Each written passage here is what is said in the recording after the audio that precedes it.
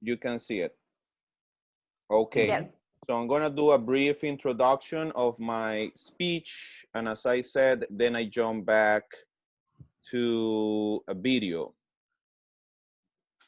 So my topic is called Costa Rica Conservation Progress and Ecotourism. As most of you know, we are very well known because of our efforts in preservation. Nowadays, we preserve 25% of the Costa Rican territory. That's a quarter, that's a lot. So a lot of people are involved in these efforts: park rangers, biologists, anthropologists, sociologists, people that take care of the water resources, plants, animals, geologists.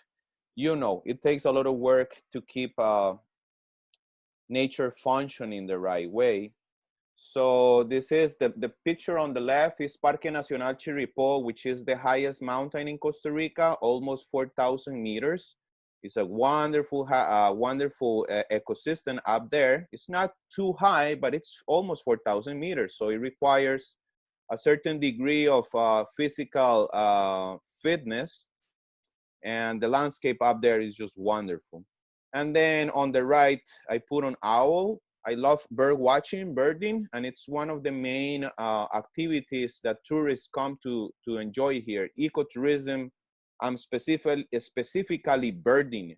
People come here and spend 14 days, 12 days just birding. This is a segment of market that is a hardcore ecotourism. You know, they are gonna tell you, I wanna watch a quetzal or a specific type of bird. Please show me the female because I already know the male, but I will go in details of ecotourism. I'm gonna just show you the map right now so you get familiar. On the west, we have the Pacific Ocean. We are in between Panama to the south and Nicaragua to the north. We have the Caribbean Sea on the east coast with Afro-Caribbean communities right here where I am putting the arrow. This makes you feel like in Jamaica. It's 100% Black people that came from descendants from Africans and from Jamaica mainly. We have three cordilleras that split the country in half. Cordillera Guanacaste right here, Central Cordillera, and then we have Talamanca Cordillera, where we have Chirripó, the highest peak right here. Therefore, the country is split in two, eastern part and western part. This is all rainforest in the east part, as well as from the Central Pacific South. This is humid forest, and where I live, which is right here in this peninsula, it is tropical dry forest. And some of the most beautiful beaches are right here in the northwestern part, but we have wonderful beaches in the central, in the south, and in the Caribbean as well. But I just wanted to show you how the topography and how the country looks like in the map. San Jose, our capital city, is right here in the middle. So those that fly to Costa Rica, they either land here in San Jose, or we have another airport international here in Liberia. So those that want to visit this area, most of them, they fly into Liberia. Those that want to see a little bit of the country, they land in San Jose, and from San Jose, you go to the Caribbean side, to the volcanoes in the north, Central Pacific, or you go down south to the Osa Peninsula, which is one of the richest areas in the world with the most amount of animals: snakes, spiders, whales, birds, all kinds of, you know, jaguars and pumas and all kinds of different creatures. So I'm gonna put a small video, about 4 minutes, so you can taste and see what it's like. Okay, I'm gonna play it.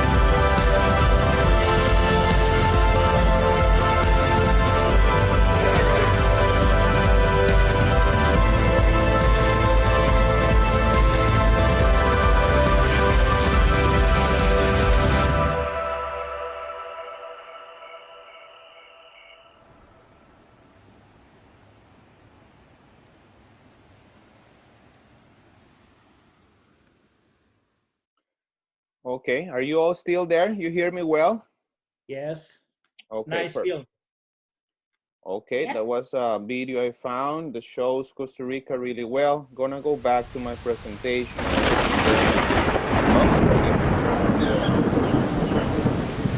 Turn off the video. Okay, back to the PowerPoint presentation. I'm gonna start with conservation and later on I'll switch to tourism and then we have an exchange of Q&A, questions and answers.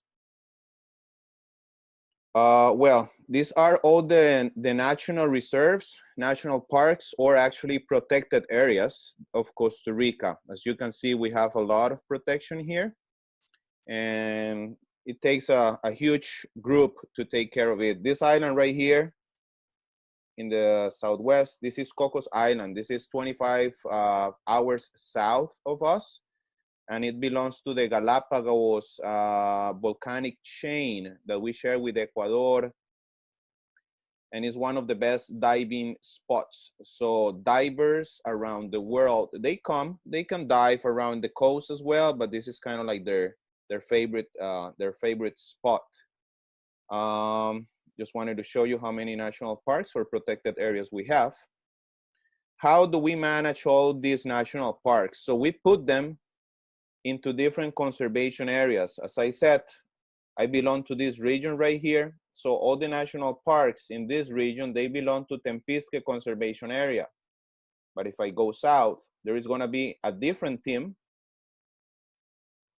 that is called ACOSA, which is Osa Peninsula Conservation Area. So every one of these conservation areas has a different team working for the national system of conservation areas. This is how we preserve. Politically speaking, organizing, this is how we do it. We have different categories of conservation areas: forest reserves, protected zones, national parks, biological reserves, national wildlife refuges. We have 3 different categories. Most of them belong to the state. Some of them are privately owned, and some of them are a mixture. Some people decide, okay, I'm not gonna touch this portion of land. I'm gonna open up trails and offer different options for ecotourists. So they're making money. They also get money from the state and from big corporations outside of the country that pay us for not to touch nature, because let's say we're producing oxygen, but the oxygen will be breathed not only by Costa Ricans, but by entire world. Another category is wetlands, natural monuments, marine reserves, and marine management areas. This last one, it means that in certain areas, you can go fishing, for example, but you have to use certain techniques that are more eco-friendly with less damage to the marine resources. We are part of a larger conservation effort, which is the Mesoamerican Biological Corridor. So we are trying to interconnect all the nature reserves in the Isthmus from Mexico all the way down to Panama, because animals, they don't know any borders, any limits. This is a man-made creation. What is Panama? What is El Salvador? What is Guatemala? So we're trying to make this huge biological corridor so that the species can move slightly freer, okay? Belize, Mexico, Guatemala, Honduras, El Salvador, Nicaragua, and Costa Rica, and Panama. This is what we call Central America. Some people include Mexico as part of North America. What we are seeing here is just the southern part. This is the Mayan area, where Cancun and Isla Mujeres and all the archaeological sites of the Yucatan Peninsula are. So that's southern Mexico. We are part of a larger program, which is called the United Nations Sustainable Development.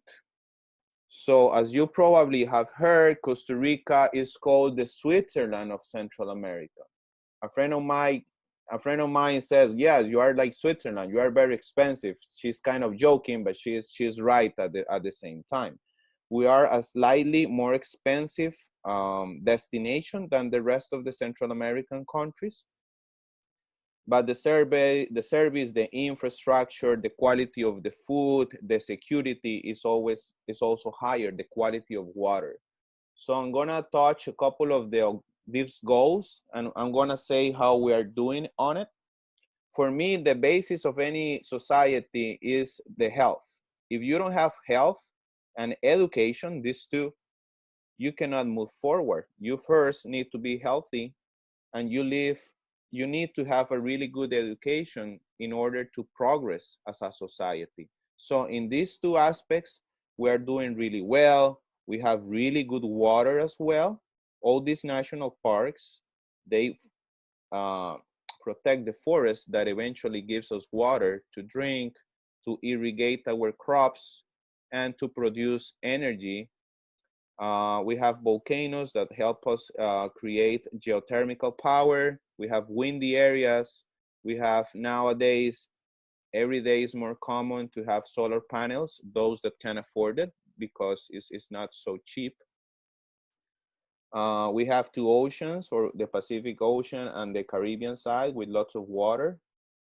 We are taking many measures to avoid climate change, recycling programs, encouraging people not to use straws. For example, me as a guide, as a travel agent, we go to eat and I tell people, let's not use straws if they don't have the bamboo made straws or eco-friendly straws. There is no need. Like small measures like that, and lots of different programs. In tourism, we have a program called CST, Tourism Sustainability Certificate, that awards hotels, travel agents, and car rentals that do all the different measures in order to minimize the impact in the natural resources. So this is what I'm gonna talk about, because this is a very extensive topic, the goals of the United Nations, okay? Gonna keep going.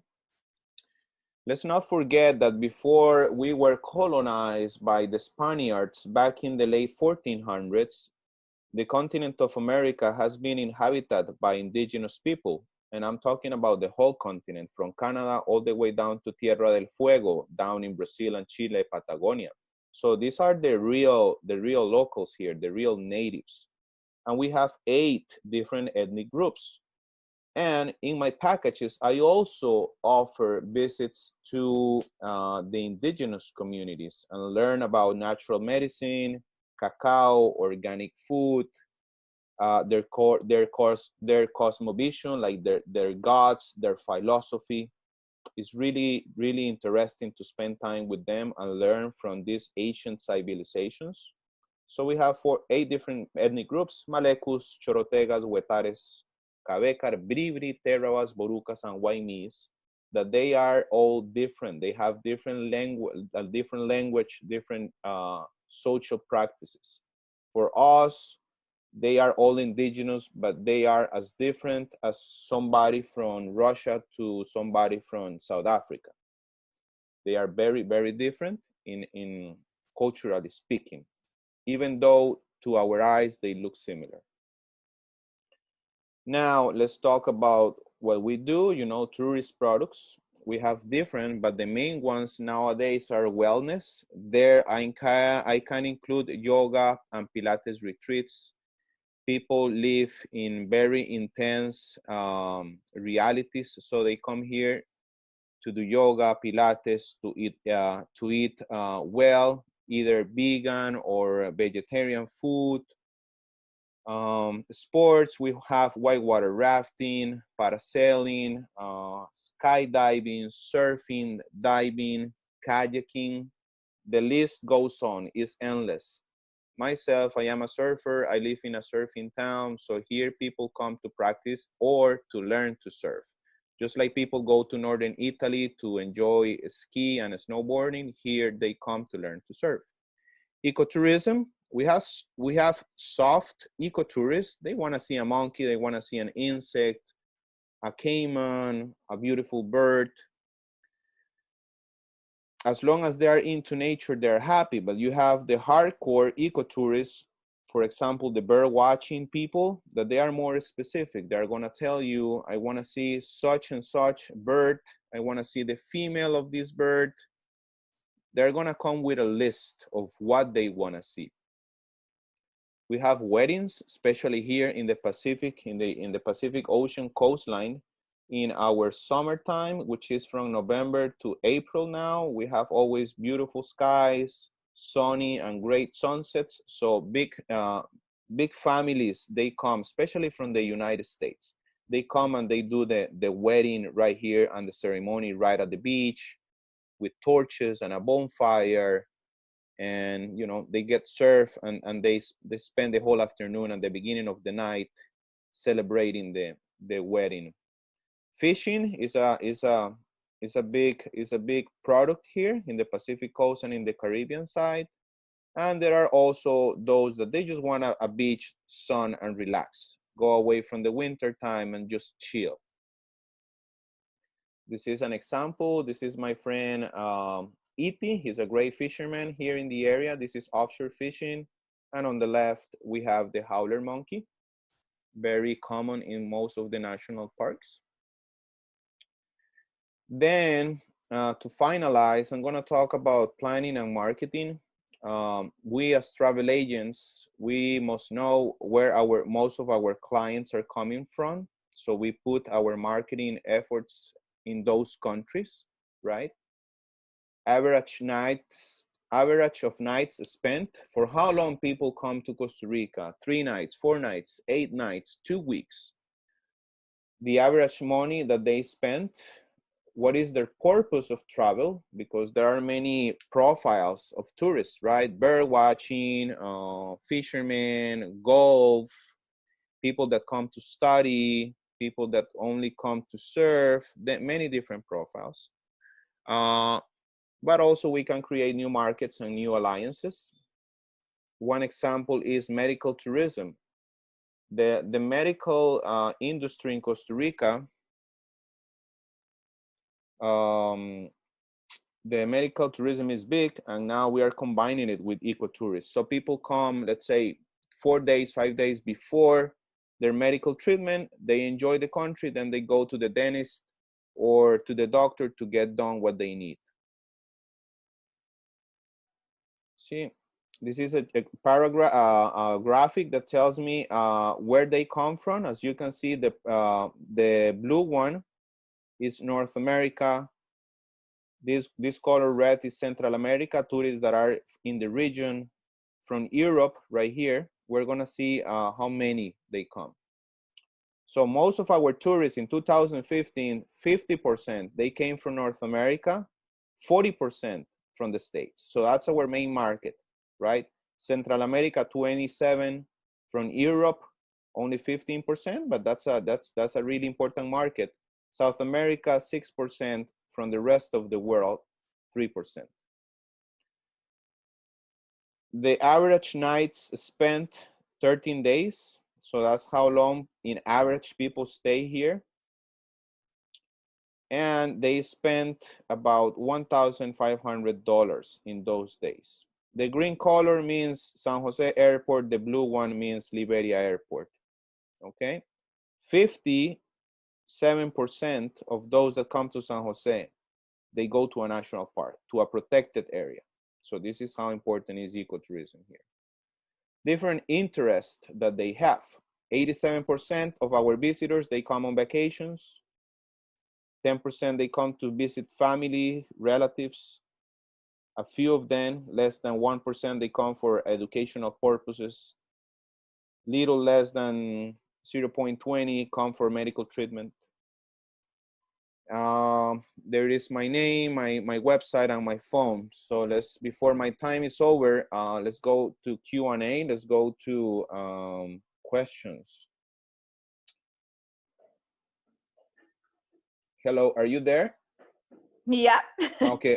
Let me see, because I'm new with this, Danny. I need to stop sharing my. Okay, there we go. Stop sharing my. There now. Okay, so I'm open for questions if you have any. What is the best time to come to Costa Rica? I would say the beginning of the dry season from November to April is dry, so that's prime time. And then June, July, and August. There is gonna be rain, but not too much. I would avoid September and October. That's our low season. It rains a lot, can be stormy. So anytime, but avoid September and October. Okay, thank you. Which one? Ruan, Yes. thanks very much. Your speech was interesting. And I want to check if can I send you a message later, because I work with environmental law and sustainable issues and tourism. So I want more information about all stuff, or try to change to exchange the information about the certification, sustainable certification too. Sure, sure. I am, by the way, a student of natural resources management, which is the equivalent to environmental Cool. science. So Yeah. that's my other, yes, that's part of my reality too. Not only a travel agent, but I'm into conservation. So anything I can help you with, I will be more than glad. Okay, thanks very much, and Okay. congratulations for your speech. Thank you, thank you, thank you, thank you. People, any other question, any other doubt, or anything that you want to know about the country? One. Tatiana, go ahead. Hi, thank you for your presentation. Love it. Thank you. And your high season, it's combined also with your good season, like with the good weather. Which one's your high season to work? Yeah, the heart of the hard season would be the winter time of the Northern Hemisphere, November to now, to the end of April. Right now, we are in a transition time. Now we see clouds, but from December to March is in the Pacific coast is just perfect weather. It's sunny, blue skies, white sandy beaches. The water gets super clear. So it's like for us in Brazil, it's the same one. Same And season. please, if you can, or in the group, because when you show your contact at the end of the presentation, was super quick. So if you can leave your contact right down for us. Okay, So perfect. I'm gonna send it through the WhatsApp chat then. Thank you. Okay, thank you.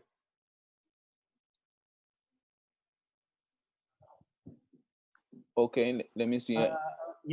Now, how does the situation with Corona now influences your situation, and do you make some how to say emergency plans for the tourism and so on? Just if you can share some experience with us, for example, what you are planning to do in that situation. Yeah, I just read that the borders are closed until mid-May. So since we are really into healthcare and the country, politically speaking, is really stable, we are just now protecting our own people by not receiving tourists. So we kind of go day by day. Right now, I don't know what the government is going to do for the next few months. I was hoping that the tourism will be back for the summer break of the Americans, because that's a high season for us. June, July, and August, lots of families come with their kids, but I don't think that's going to happen. My idea is that tourism will be back to normal for next high season, November. I think that's gonna be the case. We are almost in May now. I don't think this is gonna go back to normal soon. No. Okay. I say thank you, man. Okay, thank you, everybody. Keep in touch. Thank you. And wait for your next meeting. We'll talk about it. Okay, perfect. Have a good day, everybody, and yeah. Ciao to everyone. You too. Same to you. Bye-bye. Ciao. Bye. Bye. Bye-bye.